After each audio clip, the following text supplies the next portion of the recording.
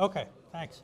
All right, so this time I might be able to actually record the lecture, so good for me. So I'm going to continue on the same thing.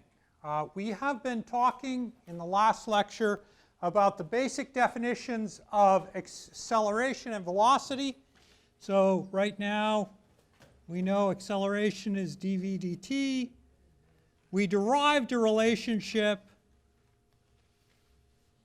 dv dx v, and v equals dx dt. We haven't talked about coordinate systems really yet, so this kind of gets to be a bit of a mess because I'm trying to talk about 2 or 3 different things at the same time. And next week it'll be a little bit easier when you have all your coordinates. So I'm going to start with this one, which is kind of a nice problem. I have a Scotch yoke mechanism. That blue bar BC rotates around. It's going to go basically 360. And as it rotates, it pushes the link AD, the yellow link there, forwards and backwards. It's one-dimensional in its motion. It moves only left or right. But the link BC clearly rotates around in that process. You're given, it's called a Scotch yoke, is a mechanism that transforms the circular motion of a crank into the reciprocating motion of a shaft or vice versa, used in several different internal combustion engines and in control valves. In the Scotch yoke shown, the acceleration of point A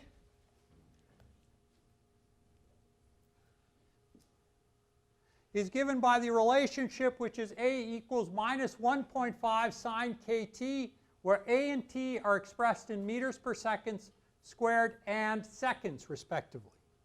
K has units of 2.5 rads per second. One thing to remember is that with rads, they appear in everything and you should write them down, and I will keep saying please write them down, but they are unitless and cancel out and disappear from all of your problems. Knowing that x equals 0 and v equals 0.45 meters per second when t equals 0, determine the velocity and position of point A when t is equal to 0.4 seconds. So I start and write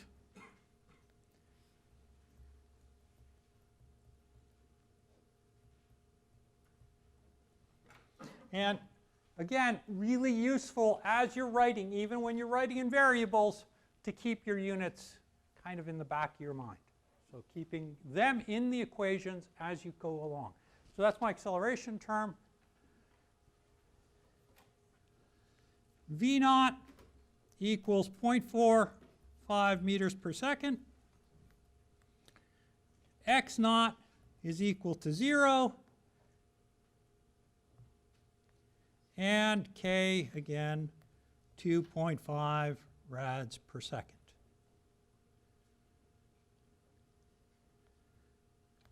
So using this definition,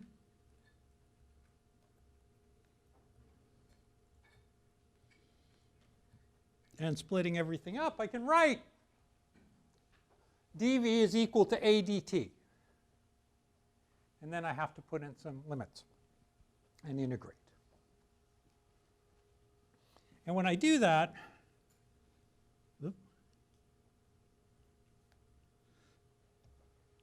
v naught to 0, oh, sorry, yep, v naught to 0, and 0 to t.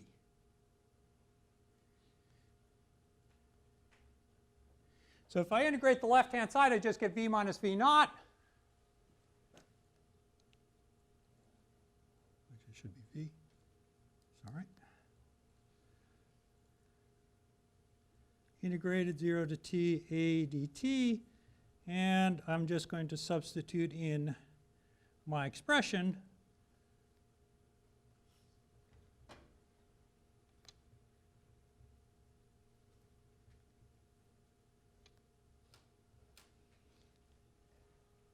all right, so I have that. I have k, which is a constant, t is the only variable here.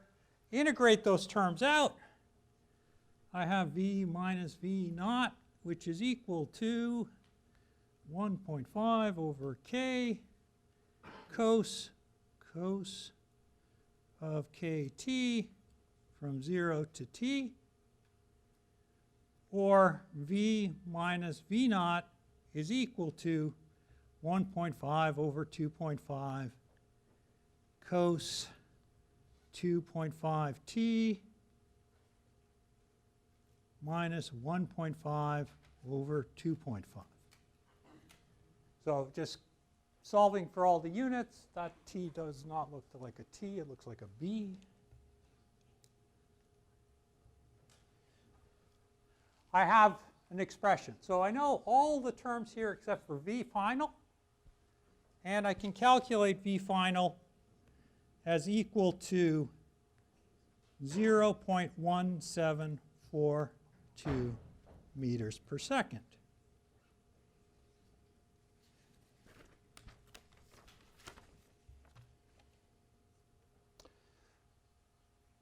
So I have v final from this. Basically, I need to know a couple things from the beginning, what my expression for acceleration here. The difference between the problems we did last time is the acceleration is not constant. Here it's a function of t. And one of the things to realize is that I can always pretty much depend on the expressions that I started with. I'm still not done with the problem, but these right here. But the simplifications that will sort of drive the next two sections of the book are going to be because we assume constant acceleration. But the fundamental definition we work with in this course is that right there.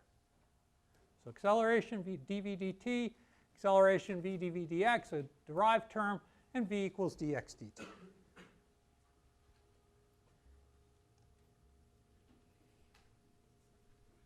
So for position, I use my second, third definition there, and v is equal to dx dt. So again, I split this up.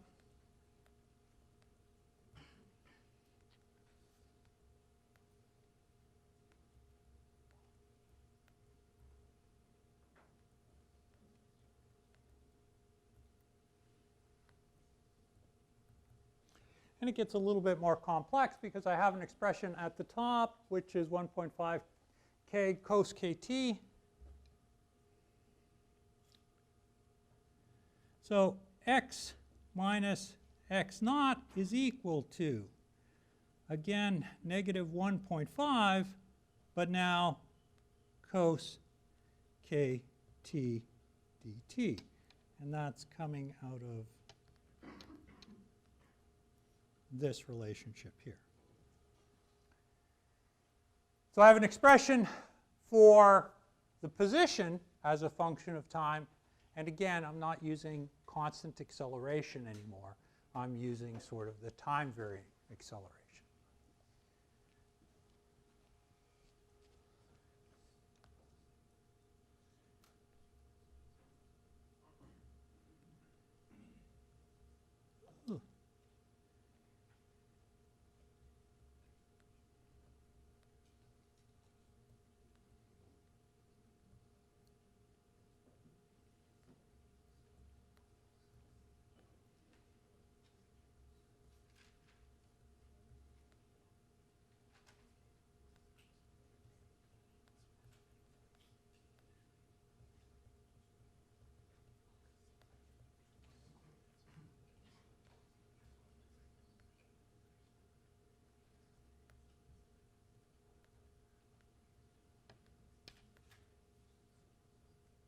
So if I do all of the calculations, I can say, well, 1.5 over k squared sine kt, that's my integral.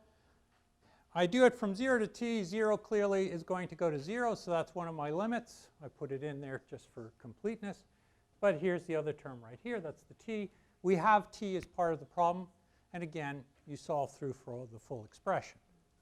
Now, all of these terms, all of these expressions are defined by these fundamental definitions at the very beginning of the problem. So as you're starting these, recognize yeah, you can do a lot of simplifications. We'll do a lot of simplifications. In fact, I will probably do one of them very soon. But if you have to derive this from fundamental principles, you always start with the differential equation. It's not a really tough one. Any questions on this?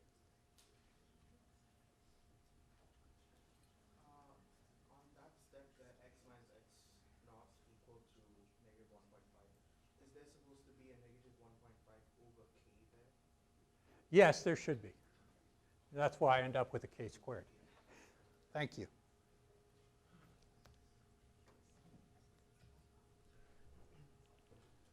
Okay. So, oh, and that's probably a square there too. There.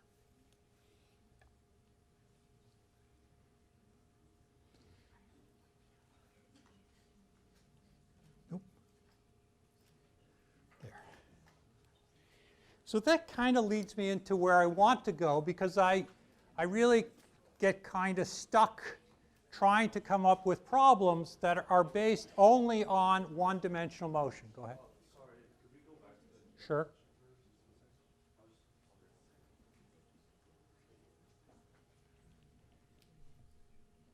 Should the last step, should it be, if we go down,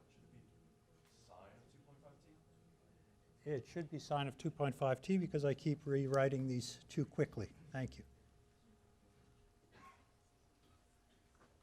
All right. Define rectangular coordinates. So my problem has been, how do I start to describe this motion in real life? In this course, we're pretty much stuck in 2D. So everything happens in an xy plane, r theta, and t. But there's a third plane we could consider, and the one we all live with.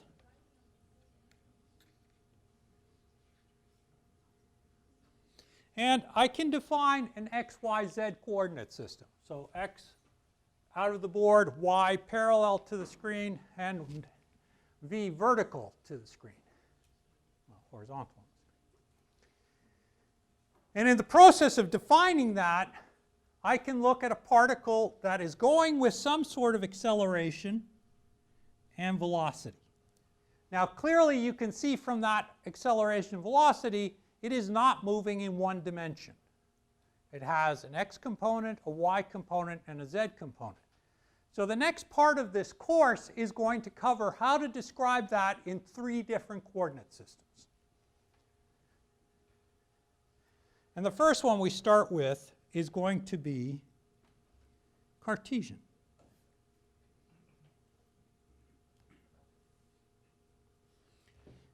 So if I want to describe what's happening here, I have that blue box, and that blue box is somewhere positioned with respect to an origin, and that origin is not complete. Might as well draw a third arrow.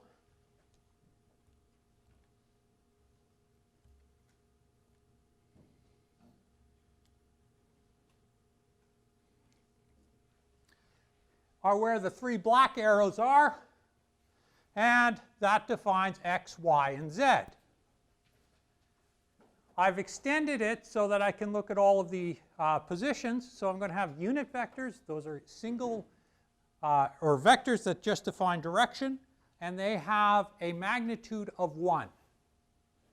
Y is going to have, well, x is going to have I, y is going to have j, z is going to have k.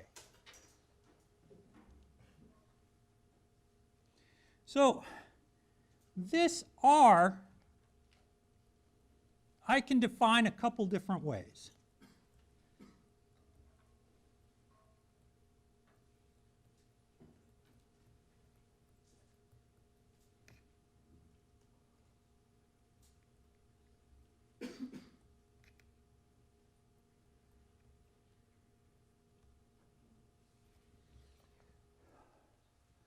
Using my coordinate system, I can say that the vector that defines the position R is going to be x in the I direction plus y in the j direction plus z in the k direction. So x, y, and z up.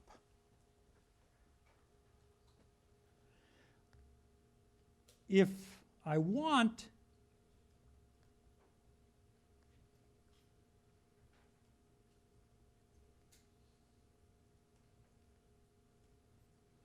I can also define these in terms of Rx, Ry, Rz.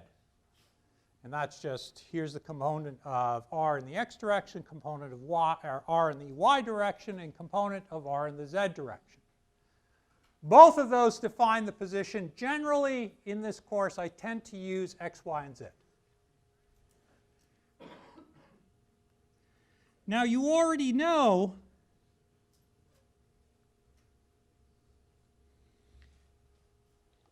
that definition for velocity is going to be dr dt. And I can write this in vector format.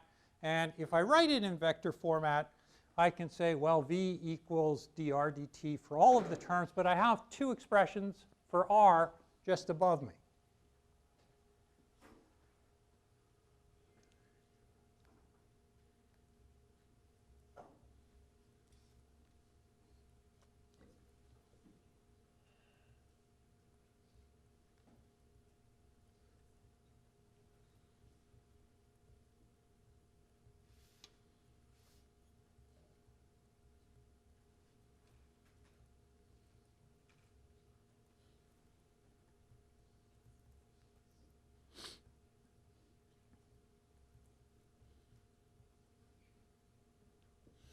Now, if I do this, I have to use the chain rule, and I have to break them up. And in order to do this, I'm going to break them up into two parts. I'll say first dx dt in the I direction, dy dt in the j direction, dz dt in the k direction, and the same thing for all of the unit vectors, x di dt, y dj dt, z dk dt.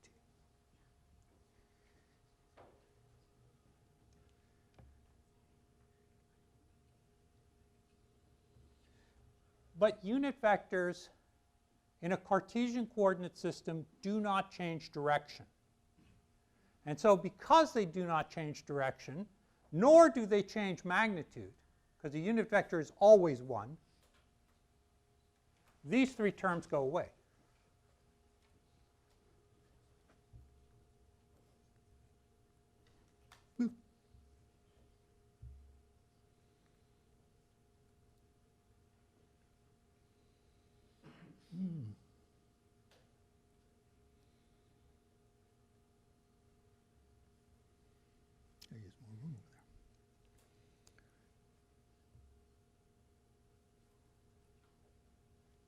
So I can rewrite this as Vx in the I direction, Vy in the j direction, plus Vz in the k direction. I can also rewrite this finally as x dot in the I direction, y dot in the j direction, and z dot in the k direction, where dot is the equivalent to writing ddt.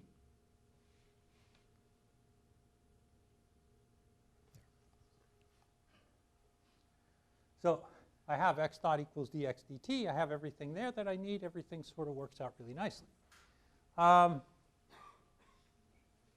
I might just erase that line because it's just a pain in the neck.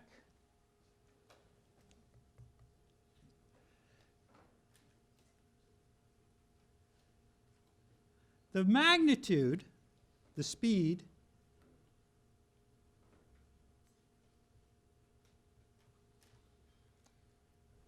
is just the squared sum of each of the components square rooted. So I have there the speed.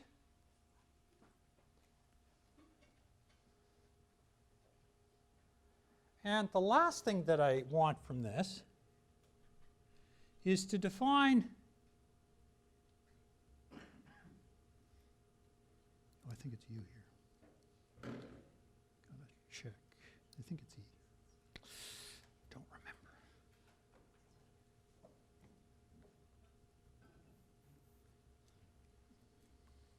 I can also define a unit vector. Now I'm trying to remember offhand which one the text uses because I keep forgetting every year. It's either E or U. But all it is the total vector divided by its magnitude. And the magnitude of V is the term just above.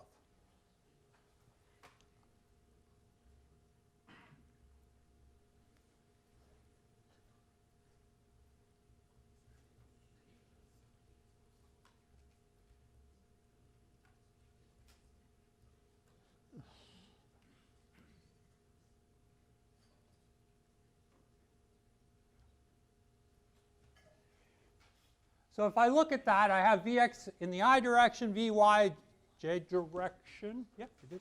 Vz in the K direction, divided by that magnitude, that speed, and that gives me the resultant vector that defines the direction of this velocity.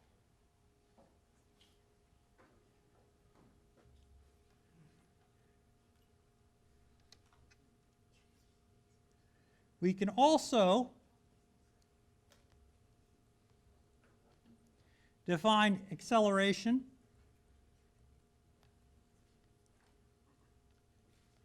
and again it's going to look exactly the same.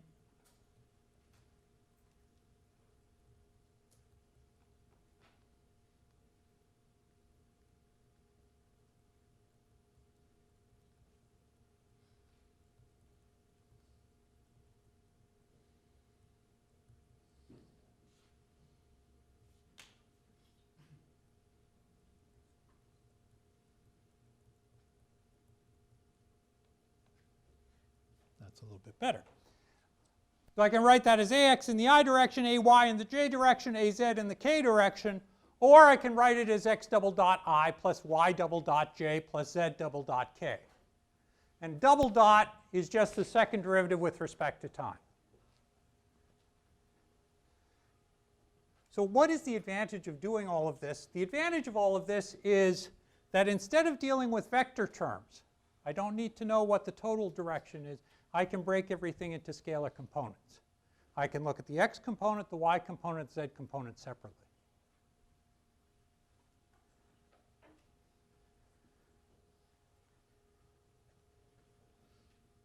I can do the same thing.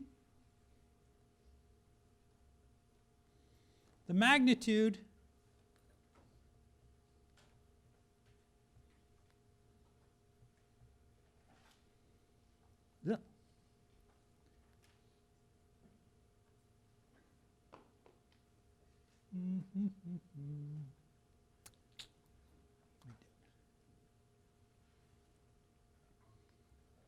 Let's see.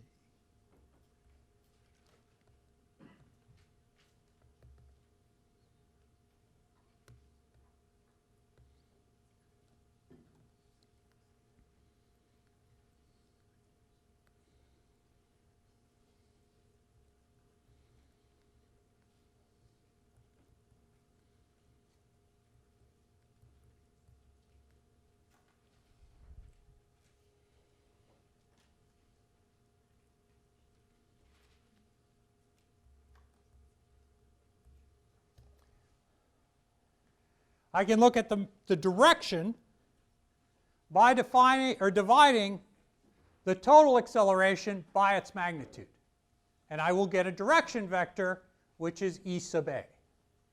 So we'll use E sub A and E sub V in a couple cases later on, more so in the second half of the course. But be aware that that's how you're going to define the vector that defines the direction of whatever term you're looking at. Same thing is true, by the way, for direction.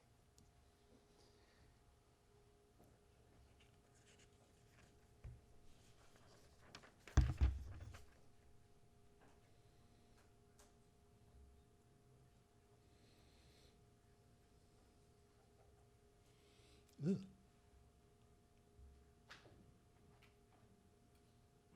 we go.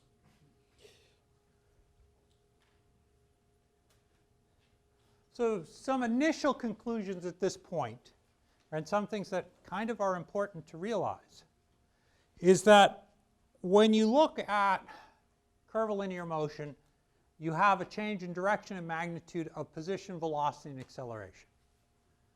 One thing I haven't really hyped on too much at this point is that the velocity vectors are tangential to the path. So if I have a velocity, or if I have a particle that's traveling along a path like this, its velocity, this is my path, as a function of time. Ugh. There we go.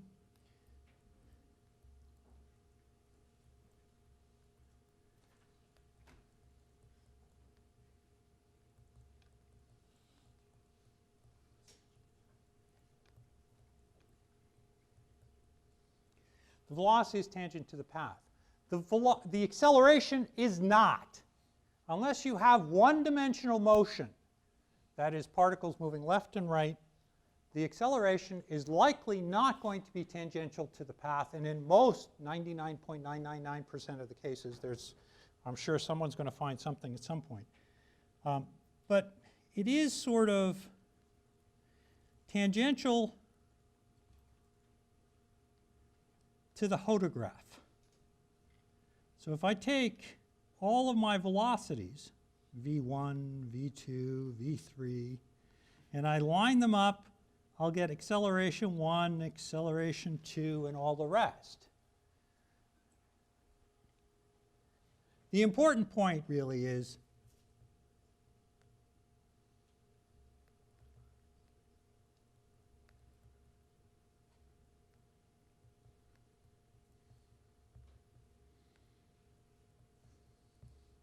the acceleration is not tangential to the path. And so when you're dealing with curvilinear motion, we kind of have an advantage here. I now have a way of describing this motion in terms of simpler components, but now I have a lot more equations I'm going to end up solving.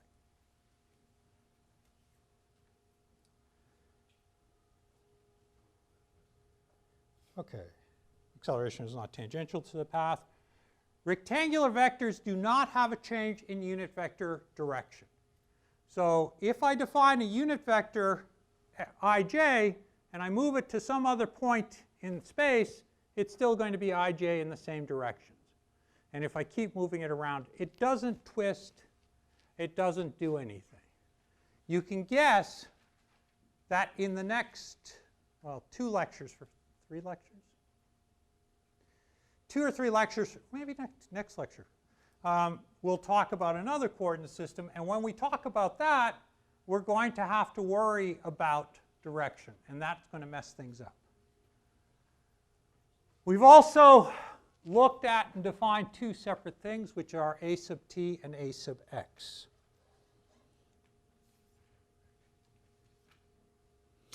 Any questions on that? Those are fundamental definitions of what we're dealing with. We're just going to move forward from there. Now, hopefully, today's lecture will fully be, whatchamacallit, recorded.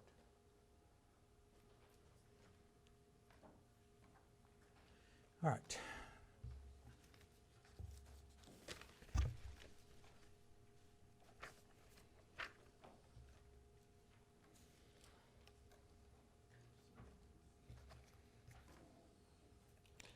Okay, I have a Jaguar. And one of the hardest problems in this course, actually, are problems like this, where you have something that's jumping or moving at an angle. We do ski jumps, we do, well, ski jumps generally. This is kind of new. But something jumping on a slope. We know a couple things. We know, okay, so let me read the problem. Jaguar A leaps from O at speed v0 and angle beta relative to the incline to intercept the Panther B at point C. The distance along the incline from O to C is r. The angle of the incline with respect to the horizontal is theta. So a lot of different angles here. Determine an expression for v0 as a function of beta for A to be able to get from O to C. So Jaguar jumps on top of Panther. I know a couple things. in all of these problems, once the Jaguar leaps off the ground, that's it. There's no acceleration in the x direction. There's nothing to push the Jaguar forward or backwards. We live in a world of no air resistance and everything is great, but there is an acceleration in g. Now, last time we looked at an expression for position as a function of time based on different types of accelerations. So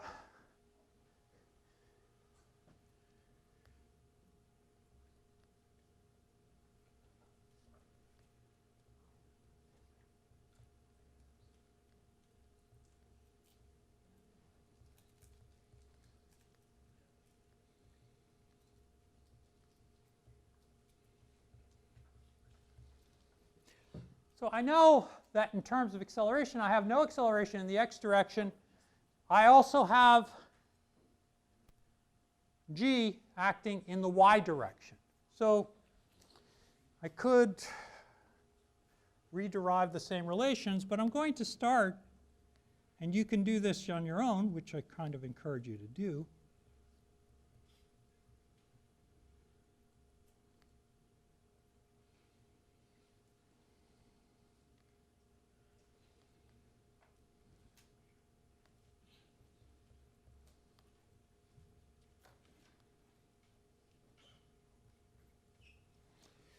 You can write all of these expressions out, and you can come up with a position expression for the x direction, a position expression for the y direction, recognizing that there is no acceleration. Acceleration x is 0, but acceleration y is going to be g downwards. I'm just going to write it as g. So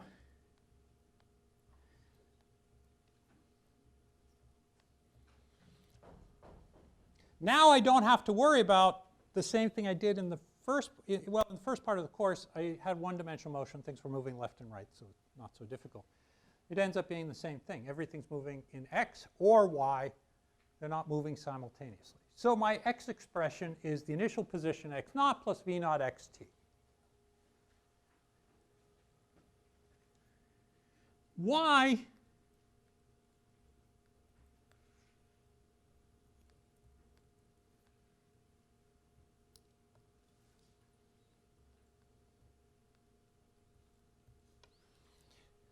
I'm going to have one other term, and that's that acceleration term in the y direction. And the acceleration term in the y direction I got to deal with because it's acting downwards. I'm going to put as a negative. My coordinate system, which I have not defined, is positive upwards and positive to the right.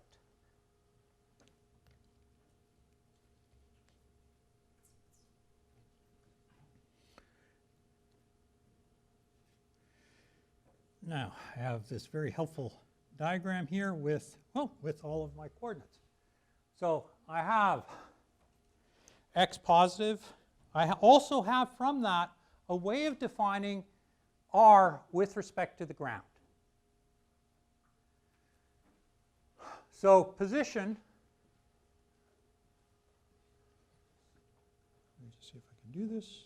There we go. I can say r cos theta is equal to v naught cos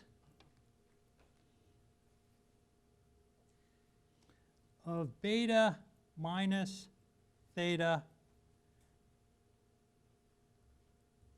t c, time to c.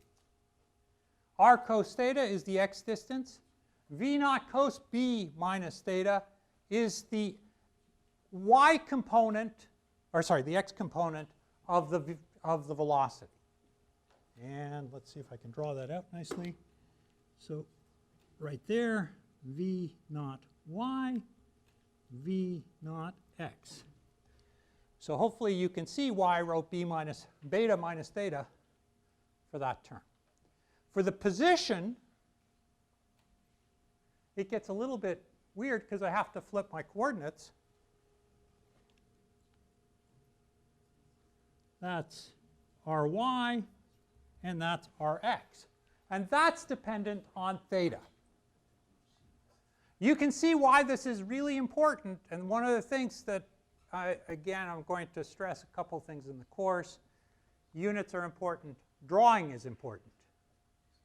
If you don't draw that figure, I don't know how you figure it out. So if you look at what this geometry is, you now have an expression, r cos theta equals v naught cos beta minus theta time to c.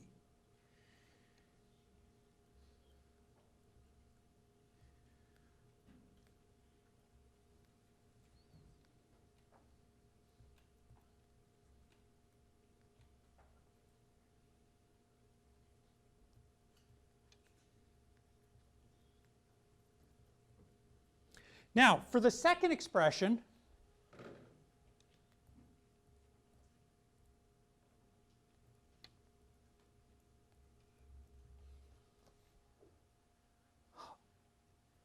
the jaguar is jumping downwards. So with respect to the coordinate system that I have defined, y is going to be decreasing. So it'll be a negative value. It starts at 0, and it ends up at some negative value at the end of this leap. The component of velocity is v naught sine beta minus theta, time to the cat. And this is the acceleration term in the y direction.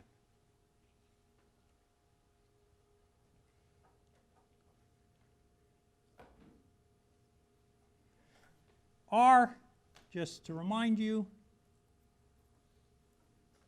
is that total distance.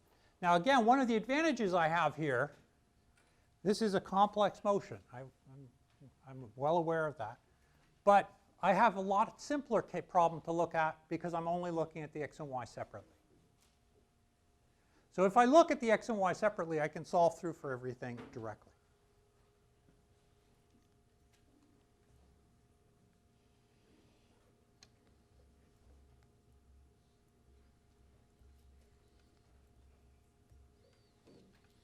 So I have two expressions with t sub c. I can take the equation 1, come up with an expression for t sub c, and substitute it into equation 2.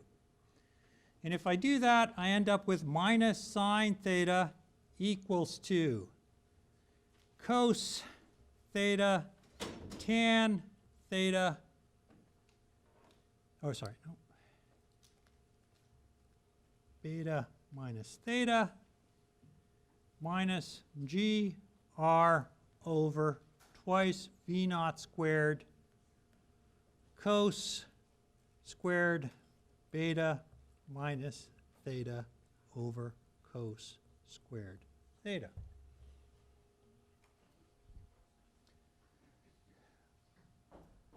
You tend not to use this kind of detail in solving your own problems. You would not do this sort of thing. You'd probably come up with a number and then work from there.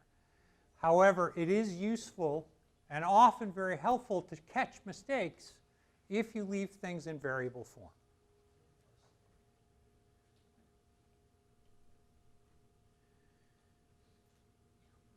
Ooh.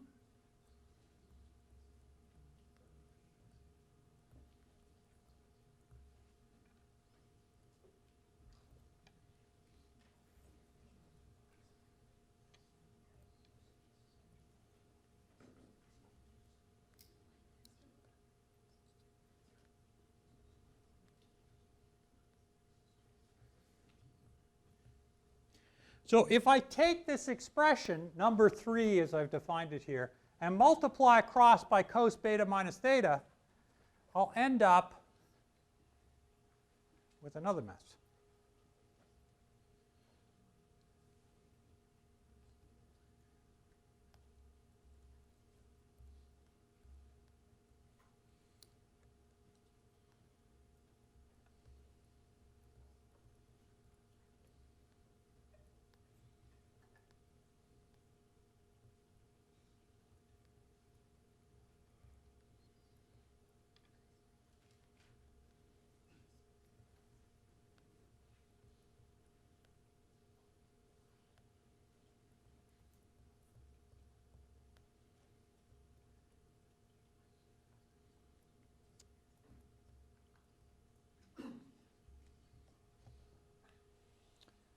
Okay, so I've got all of these terms here. I've got two negative terms. I'm going to flip them around. I'm going to put the negative term on the right-hand side to the left-hand side, the negative term on the right-hand side to the left-hand side, and then look at what I have.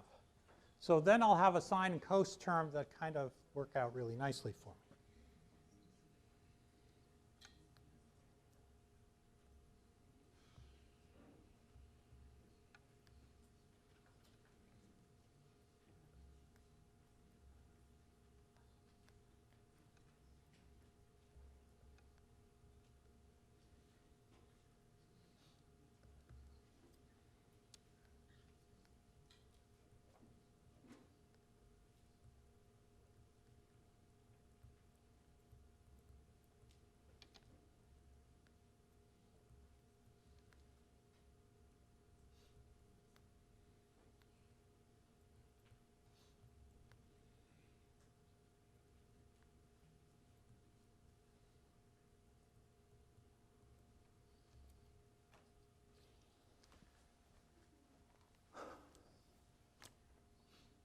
All right, this is getting a bit messy, I agree.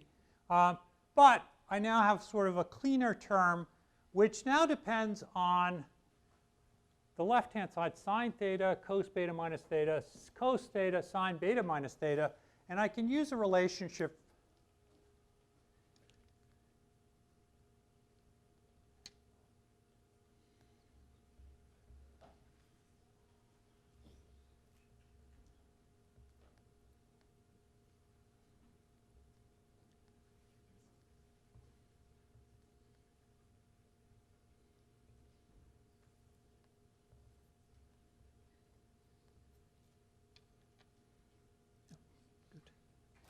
sine A plus B equals sine A cos B plus cos A sine B.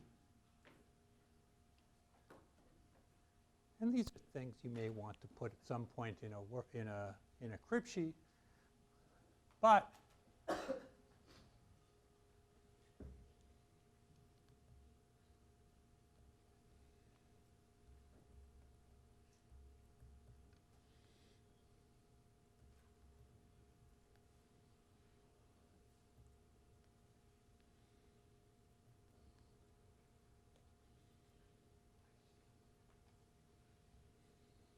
squared theta cos beta minus theta.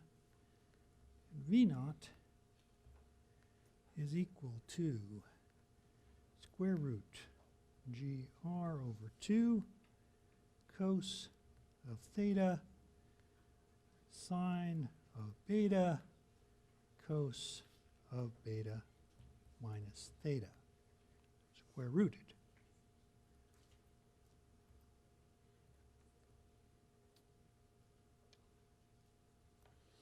There we go.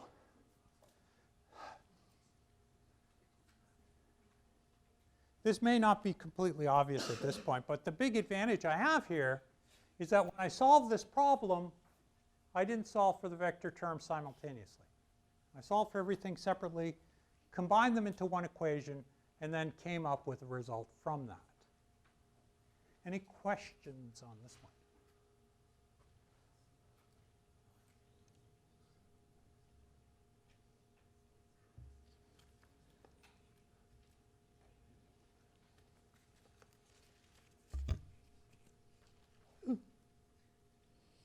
Yeah, this is getting good.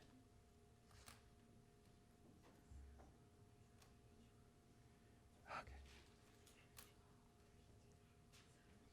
There we go. There we are.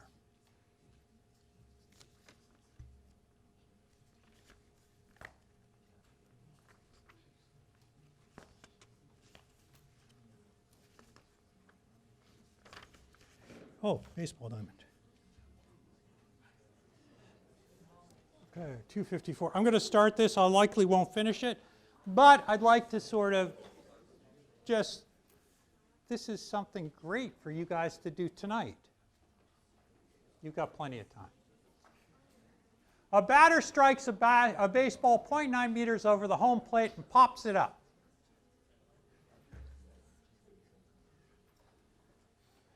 And the second baseman catches it 1.8 meters above second base, 3.5 seconds, 75 seconds, or 3.75 seconds after it was hit. What was the ball's initial velocity, and what was the angle between the ball's initial velocity vector and the horizontal? So all you know is the distances of a standard baseball diamond, and the distance between home plate, first plate is 27.5 meters, and 27.5 meters to first to second.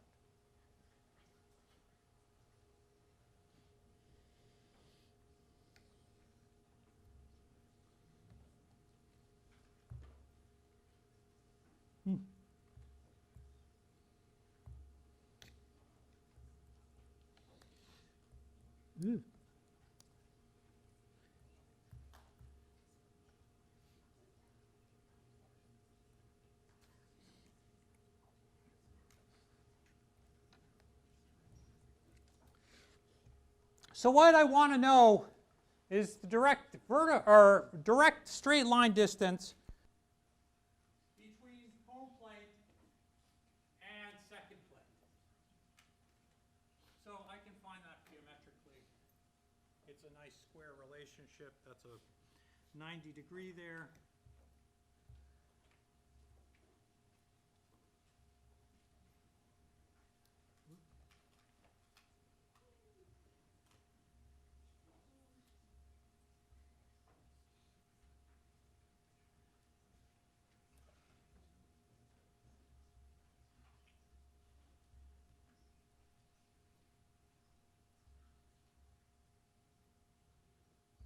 So starting this problem, I now know the distance between the hitter and the catcher. I know that there's a vertical distance here, so it's going to be a little bit different, but okay. What was the ball's initial velocity, the angle of the ball's initial vector, and all the rest of this stuff.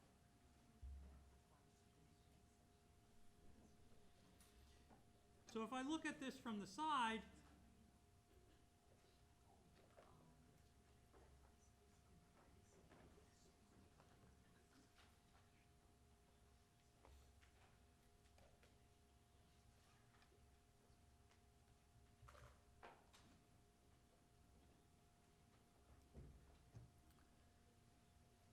I can sort of define a triangle here. I have 0.9 meters to where the batter hit the ball, and 1.8 meters at which point the ball was caught. I have here also 38.9 meters. So 38.9 meters, 0.9 meters up, and then whatever that length is from hit to catch.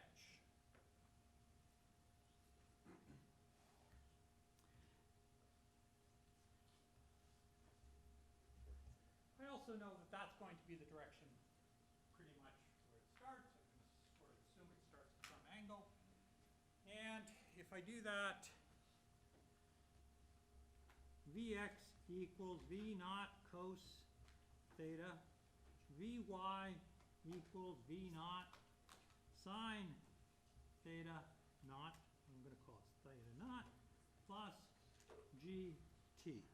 And I'll deal with sines later. So now I have an expression for the velocity of the ball in the two component directions. X is going to be a continuous increasing value, or displacement. Y is going to decrease with time because it starts out sort of being opposed by gravity.